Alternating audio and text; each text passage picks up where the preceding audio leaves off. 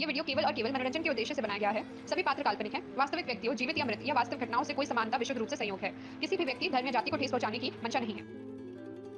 सदाबहार सच्ची कहानियों पर आप सभी व्यूवर्स का स्वागत है। मैं दर्द से तड़प रही थी।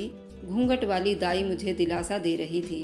दर्द के मारे बिस्तर पर जोर जोर से हाथ मार रही थी और न जाने कैसे उस घूंघट वाली दाई की बड़ी सी चादर का पल्लू मेरे हाथ आया और मैंने अनजाने में चीख डाला।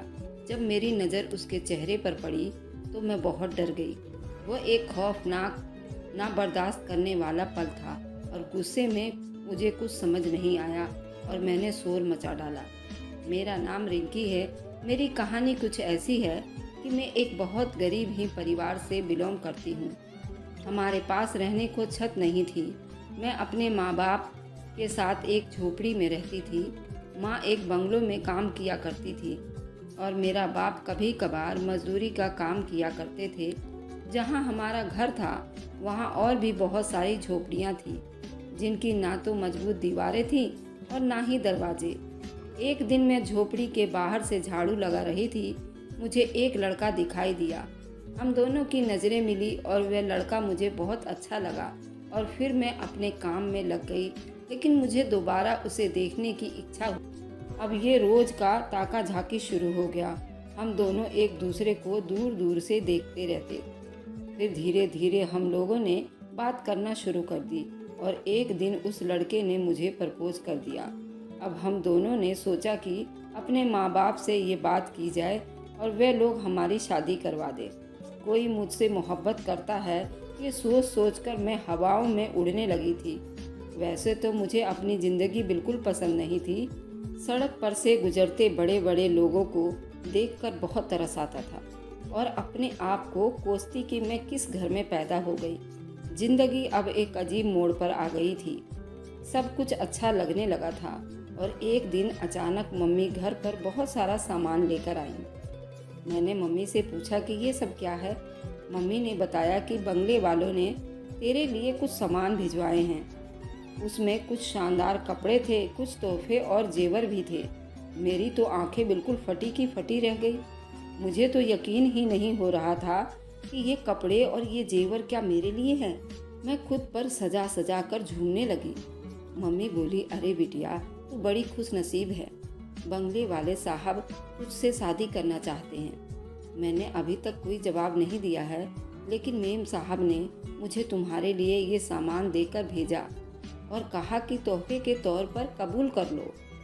मैं ये सब देखकर इतनी पागल हो गई कि मैंने कहा, तो मेरी कर दो ना शादी।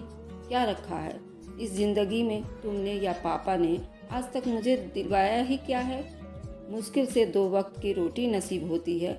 मैं दौलत की चकाचौंध में उस लड़के की मोहब्बत और उसके साथ किए वादों को भूल गई थी। एक दिन बंगले से एक बड़ी गाड़ी आई और मम्मी पापा ने मुझे उनके साथ जाने को कहा। मम्मी उस दिन मुझसे इतनी मक्कार लगी क्योंकि उन्हें खुश होने के बजाय मैंने उनके आंखों में आंसू बहता देखा था। गाड़ी सड़क पर तेज तेज दौड़ने लगी थी। मैं खुशी से चीख मार रही थी। फिर वह मुझे लेकर पार्लर गई जहां एक औरत मेरे स्वागत के लिए बैठी थी। मेम साहब अपने साथ मुझे अपने बंगले पर ले गई थी। मेम साहब के पार्लर वाली लड़की ने मुझे सजाया संवारा, मुझे खूबसूरत कपड़े पहनने को दिया। जब मैंने आईना देखा तो मुझे खुद पर बहुत प्यार आया था। मैं इतनी खूबसूरत थी, मुझे कभी अंदाज़ा नहीं हुआ था। फिर मुझे बंगले पर लेके गई। वहाँ पर मेरी शादी हुई और मेम साहब मुझे कमरे में ले गई। मेरी खूब आव भगत की। मैंने अपने कल को भूलकर उस स्वर्ग में खो गई। सब अच्छा हो गया था। एक रात मेरी आँख खुली। मेरे पति कमरे में नहीं थे। मैं उनका इंतजार करते करते सो गई। 2 दिन बाद फिर ऐसा हुआ कि सुबह मेम साहब के सामने ही अपने पति को मैंने कहा कि आप आधी रात को कहाँ गायब हो जाते हो। वे घबराते हुए बोले, मैं कहीं तो नहीं गया था, मैं तो यहीं आंगन में था। मैं चुप हो गई, लेकिन मुझे उन पर थोड़ा सा शक होने लगा। मेरे पति और मेम साहब का रवैया अब थोड़ा सा गर्म होने लगा था। वह दोनों मुझसे अब बहुत कम बात करते थे। शायद वे नहीं चाहते थे कि मैं उनके इतने करीब आऊं। मैं गरीब थी, लेकिन ज़बरदस्ती तो नहीं आई थी ना। दिन गुजरने लगे मैं उम्मीद से हो गई। ये जानकर मेरे पति और मेम साहब बहुत खुश हुए। मिठाइयाँ बांटी गई, मेरा बहुत ख्याल रखा जाने लगा। एक रात फिर मेरी आंख खुली और मेरा पति फिर से गायब हो गया। मुझे प्यास लग रही थी, पास पड़ा जग भी खाली था। मैंने पानी पीने के लिए किचन में जा रही थी। मुझे धीरे धीरे किसी की बात करने की आवाज़ सुनाई दे रही थी। मैं थोड़ी सी और पास गई तो मेम साहब कह रही थी कि मुझे वादा करो कि ये बच्चा पैदा होने के साथ आप मेरी गोद में डाल दोगे। उसने कहा कि फिक्र मत करो, वह हमारी औलाद होगी। वह गरीब है, लालच में आ जाएगी। उसे थोड़े से पैसे देंगे, वह मान जाएगी और उसे वापस उसके झोपड़ी में छोड़ आएंगे। उस टाइम पर नवरात्रे भी चल रहे थे। आखिरी नवरात्रे में 9वें दिन हमने भंडारा करवाया था। हमारी शादी को अब साल भर हो चुका था। मेरे प्रेगनेंसी का आखिरी महीना चल रहा था और मुझे अपनी प्रेगनेंसी को लेकर बहुत डर लग रहा था। आप मुझे थोड़े थोड़े से प्रेगनेंसी के दर्द भी शुरू हो गए थे। मैंने अपने पति को आवाज़ देना चाही, लेकिन हिम्मत नहीं हुई। मुझसे ये सदमा बर्दाश्त नहीं हो रहा था। वे मेम साहब कोई और नहीं, मेरी सौतन थी। वे मेरे पति से बड़ी उम्र की लगती थी। मैं गरीब घर की अनपढ़ लड़की थी। मैंने अपने पति से कभी पूछा ही नहीं कि उनके आपस में क्या रिश्ता है। ये सब जानकर मुझे अचानक दर्द शुरू हो गई। मैं दर्द से तड़प रही थी। टीवी हॉल के दरवाजे पर नीचे बैठी थी कि दरवाज़ा मेरे बदन से खुलता चला गया और वे दोनों एक दूसरे के इतने करीब लिपटे हुए थे। मेरी हालत देखते ही देखते वे दोनों फौरन अलग हो गए। उन्होंने जल्दी गाड़ी निकाली और मुझे बिठाया और अस्पताल की तरफ चल पड़े। लेकिन अस्पताल उस दिन बंद था। उन दिनों कोरोना की वजह से भी शहर में दहशत फैली हुई थी और कुछ नवरात्रे की वजह से भी ज़्यादातर डॉक्टर या नर्स छुट्टी पर ही होते थे। मेरी नाजुक हालत देखते हुए पति ने दूसरे अस्पताल की तरफ ले गए। हमारी किस्मत बुरी थी, वह भी अस्पताल बंद मिला। वक्त बीतने के साथ साथ मेरा दर्द और भी बढ़ता ही जा रहा था। मेरी सौतन बोली कि वह एक दाई को जानती है, लेकिन उसका घर पता नहीं। साथ वाली आंटी जो घर के बाजू में रहती है, वह उसका पता जरूर जानती होगी, क्योंकि अभी पिछले दिनों ही उनकी बहू की डिलीवरी उसके हाथों से ही हुई थी।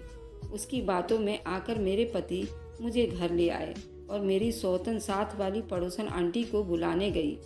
वह आंटी हमारे घर आ गई। वह बहुत ही अच्छी औरत थी। उन्हें मेरे प्रेगनेंसी के बारे में बताई गई।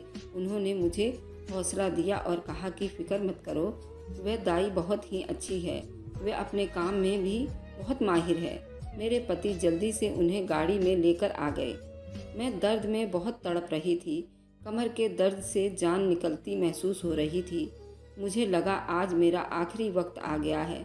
मैंने भगवान से प्रार्थना की। उस वक्त मुझे अपनी माँ की याद आने लगी। मैं अपने माँ बाप से शादी के बाद एक दफ़ा भी नहीं मिली थी, क्योंकि मेम साहब ने कहा कि उन्होंने मेरे माँ बाप को काफ़ी पैसे दिए हैं और कसम भी लिया है कि वे अब कभी अपनी बेटी से नहीं मिलेंगे, ना ही मिलने की तमन्ना रखेंगी। मुझे भी झोपड़ी जाने की कोई तमन्ना नहीं थी। आज मुझे एहसास होने लगा कि इसी तकलीफ़ से मेरी माँ ने भी मुझे जन्म दिया होगा और मुझे कभी इसका एहसास भी नहीं हुआ। मेरी आंखों से आंसू बह रहे थे। मेरी सौतन मेरे पास बैठी मुझे दिलासा दे रही थी, लेकिन वह मुझे अब किसी जहर से कम नहीं लग रही थी। मैं उसे अपनी तकलीफ़ का जिम्मेदार ठहराने लगी। 10-15 मिनट में ही गाड़ी घर के अंदर आ गई। मेरे पति ने घूंघट वाली दाई को घर ले आए थे। उसने अपने आप को बड़ी चादर से छुपाया हुआ था। वह बहुत ही अच्छी औरत मालूम हो रही थी। मैंने अपने पति से कहा कि मैं मर जाऊंगी, मुझसे बर्दाश्त नहीं हो रहा है। मुझे महसूस हुआ कि आज उनकी आंखों में भी नमी उतर आई थी। वह कुछ बोल नहीं सके। आंटी ने मुझे सीने से लगा लिया और कहा, कुछ भी नहीं होगा, भगवान पर भरोसा करो, दिल छोटा मत करो। घूंघट वाली दाई ने कहा कि अब मुझे अकेला छोड़ दो ताकि वे अपना काम शुरू करे। वे और मैं अब कमरे में अकेले थे। उसने अब भी अपना चेहरा ढका हुआ था और अपना काम शुरू कर दिया और मेरे पेट से कपड़ा हटाकर मेरे बच्चे की पोजीशन चेक करने लगी और मुझसे कोई गोली दी। वह मुझे तसल्ली देते हुए कहा भगवान ने चाहा तो मैं जल्दी से इस बच्चे को दुनिया में ले आऊँगी, बस तुमने हौसला से काम लेना है। मुझे उसकी बात सुनकर तसल्ली हुई और दाई के इलाज से कुछ ही देर में मेरी दर्द और बढ़ गई और मेरे जिस्म की मालिश करने लगी। मामूली सा आराम महसूस होता हुआ नज़र आया और फिर दर्द कमर तक उतर आया था। उसने मेरे जिस्म की मालिश करके मुझे सुकून देने की पूरी कोशिश की, लेकिन अब ज़्यादा दर्द हो रहा था। मैं ज़ोर ज़ोर से अपने हाथों को बिस्तर पर मारने लगी थी। हाथ मारते मारते मेरे हाथ में उसकी चादर का पल्लू आ गया, जो कि मैंने दर्द की वजह से ही खींच डाला और मुझे बिल्कुल अंदाज़ा नहीं हुआ और भगवान की कृपा से मेरा बच्चा इस दुनिया में आ गया। उसके रोने की आवाज़ सुनकर मेरे दिल में तसल्ली उतर आई। मैंने एक गहरी सांस ली और अपने बच्चे को देखने लगी और अपने बच्चे से लिपटने लगी और उससे फ़ौरन अपना मुंह दूसरी तरफ कर लिया और बच्चे को पलंग पर रखते हुए मेरी उस पर नज़र पड़ी। मुझे उसके चेहरे पर दाढ़ी के बाल साफ दिखाई दे रहे थे। वह खुद दोबारा चादर को लपेट चुकी थी। मेरे करीब आई ताकि अपना काम ख़त्म कर सके। मैं उसका ये रूप देखकर डर गई। मेरा सोच सोच कर डर के मारे बुरा हाल हो गया। फिर मेरी डिलीवरी एक आदमी के हाथों से हुई है। मुझे कुछ समझ नहीं आया। मैंने अपनी हालत पर भी गौर नहीं किया और शोर मचा डाला। मैंने अपने पति को आवाज़ देना शुरू कर दिया। वह फ़ौरन कमरे में दौड़े हुए आए। मेम साहब यानी मेरी सौतन आंटी भी साथ आई। पड़ोसन आंटी ने फ़ौरन मेरे ऊपर चादर उड़ाई और मैंने अपने पति से कहा, ये कोई लड़की या औरत नहीं है। वह कहने लगी, रिंकी क्या हो गया तुम्हें, कैसी बातें कर रही हो। मैं रोते हुए बोली कि मैं ठीक कह रही हूँ। मैंने उसके चेहरे पर दाढ़ी के बाल देखे हैं। मेरे पति हक्का बक्का रह गए। वह आंटी भी मेरी हैरानी से मुंह तकने लगी, क्योंकि उस आंटी ने ही दाई को लेकर आई थी और मेरी बात पर परेशान होने लगी। उन्होंने कहा, बेटा तुम्हें कोई गलतफहमी हुई है। मैंने कहा, नहीं आंटी, उसके चेहरे पर दाढ़ी मुझे दिखी है। अब मेरे पति की आंखें गुस्से से लाल हो गईं। उन्होंने उसे कहा कि फ़ौरन अपना घूंघट उठाए। मेरे पति का गुस्सा देखकर वह थर-थर कांपने लगी। उसने नकाब नहीं उतारा बल्कि माफ़ी मांगने लगी। मेरे पति के आगे हाथ जोड़ने लगी। मेरे पति खुद ही गुस्से से उसका पल्लू खींचा और उसके चेहरे पर साफ साफ दाढ़ी देखकर वह बिल्कुल परेशान हो गए। वह अपने आप से बाहर हो गए। पड़ोसन आंटी और मेम साहब भी हक्का बक्का सी रह गईं। अब मेरे पति उसे घसीटते हुए कमरे से बाहर ले गए और उस दाई को मारना पीटना शुरू कर दिया। मुझे उनकी मारने की आवाज़ साफ सुनाई दे रही थी। वह मर्द बुरी तरह से चीखने लगा और पड़ोसन आंटी मुझे साफ सुथरे कपड़े पहनाए और मेम साहब बच्चे को साफ करके कपड़ा पहनाने लगी। फिर बच्चे को साथ में लिटा दिया। मुझे बहुत हैरानी हुई, लेकिन अब तब तक मैं चुप थी। खुशी का माहौल था। हमारे घर में तो अजीब सा माहौल बन चुका था। मेरे पति जब मार मार कर थक गए, उन्होंने पुलिस को कॉल किया और थोड़ी ही देर में पुलिस हमारे घर आ चुकी थी। मेरे पति ने उन्हें बताया कि ये मर्द औरत का रूप धारण करके कब से औरतों की डिलीवरी करवाता है। इसकी ये गंदी हरकत है, उसे कड़ी सज़ा मिलनी चाहिए। शहर में तो आदमी लोग भी बच्चा पैदा करवाते हैं, लेकिन यहाँ गांव की बात थी। गांव के लोग इसे ज़्यादा ही बुरा समझते हैं, इसलिए मेरे पति ने पुलिस बुला लिया था। दाई जो बना हुआ था वह पुलिस और मेरे आदमी के सामने हाथ जोड़ने लगा। कहने लगा कि वह एक दफ़ा उसकी कहानी सुने। जैसा वो समझ रहे हैं वैसा कुछ भी नहीं है। वह बहुत मजबूर और बेबस है। मेरे पति ने उसके 2 थप्पड़ और लगाते हुए कहा कि ये कैसी मजबूरी है, ये कैसी बेबसी है। तुम रूप बदलकर मासूम औरतों की इज्जत का तमाशा बना रहे हो। बेशर्म आदमी, तुम्हें शर्म नहीं आती? तुम्हारी गलती तो किसी भी तरह माफ़ नहीं किया जा सकता। पुलिस ऑफिसर ने मेरे पति को तसल्ली दिलवाई और कहा कि तुम आराम से रहो, पहले हम इसकी कहानी सुन लेते हैं कि ये क्या कहना चाह रहा है, फिर आगे की कार्रवाई करते हैं। लेकिन मैं चाहूँगा कि पहले आपके सामने ही उसकी कहानी सुनेंगे, उसके बाद आप जैसा कहोगे हम वैसा ही करेंगे। सब ड्राइंग रूम में बैठे थे। अब हॉल में चुप्पी छा गई थी। सब लोग बैठे हुए थे। मुझे कमरे में सबकी आवाज़ साफ साफ सुनाई दे रही थी। वह आदमी दाई बना हुआ था। उसकी आवाज़ बिल्कुल औरतों जैसी थी। उसने अपनी कहानी सुनाना शुरू की। आप भी उसकी कहानी उसकी जुबानी सुने। वह बता रही थी कि मैं नहीं जानती कि मेरे माँ बाप कौन हैं, लेकिन मैंने जिसके यहाँ अपनी परवरिश पाई थी वह एक दाई थी। वह लोगों के बच्चे पैदा करवाती थी और बड़े बड़े अमीर लोग भी उससे ही काम लेते थे, क्योंकि वह अपने काम में बहुत ही माहिर थी। एक दिन एक अमीर खानदान की बहू के यहाँ मेरी पैदाइश हुई, लेकिन भगवान की कुदरत की ना ही मैं नर था और ना ही मैं मादा। ये बात मेरे माँ बाप और दादा दादी से किसी हाल में बर्दाश्त नहीं हुई। उन लोगों ने मुझे कबूल नहीं किया, बल्कि मैंने यहाँ तक सुना कि मेरी माँ ने तो मुझे उठाना और देखना भी गंवारा नहीं किया। उन्होंने दाई माँ की मिन्नतें करने लगी कि वे अपने साथ ही ले जाए और वे उसको बदले में काफ़ी मोटी रकम देंगे। दाई माँ ने थोड़े पैसों के लालच में मुझे उनके घर से अपने घर ले आई और मेरी परवरिश करने लगी। मैंने जब होश संभाला तो उनका रवैया मेरे साथ थोड़ा सा गर्म होने लगा। मेरे छोटे छोटे हाथों से बहुत से काम लेने लगी। मुझे सुकून से बैठा देख उन्हें आग लग जाती थी। मैंने छोटी सी उम्र में ही गोल गोल रोटियां बनाना शुरू कर दी। घर की सफाई सुथरा हर काम मुझसे लेने लगी। मैं उन्हें दाई माँ कहा करती थी, क्योंकि मोहल्ले वाले भी यही बोलते थे और वह सुनकर मैं भी दाई माँ कहने लगी।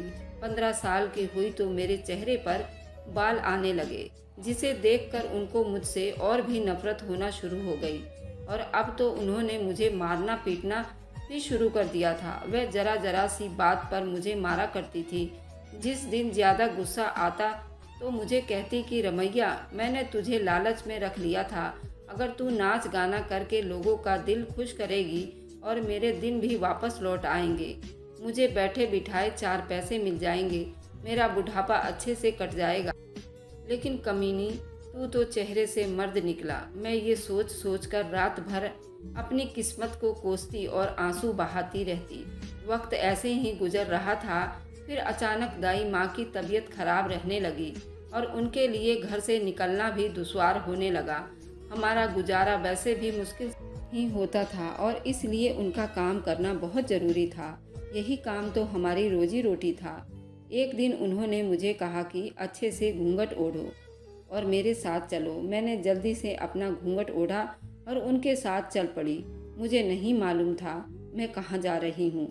कुछ ही पलों के बाद वह बोली कि अब तुम्हें मेरे काम को संभालना होगा और मेरी मदद करनी होगी। जैसे जैसे वह कहेगी मुझे वैसे ही करना होगा। उनके काम में उनकी मदद करनी होगी और हर चीज़ को अच्छी तरह से देखना है। वह मुझे कह रही थी कि उनकी तबीयत ठीक नहीं रहती और अब पेट के खातिर मेरा ये काम संभालना बहुत ज़रूरी हो गया है। उनकी बातें सुनकर मेरे आंखों में आंसू बहने लगे। आज पहली बार मैंने उनको इतना कमज़ोर और नर्म देखा।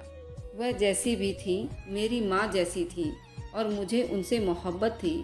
अब वह मुझे अक्सर साथ ले जाने लगी और मैं उनकी निगरानी में काम करने लगी। फिर एक दिन उनको दिल का दौरा पड़ा और वह हमेशा के लिए इस दुनिया से मुझे छोड़कर चली गई।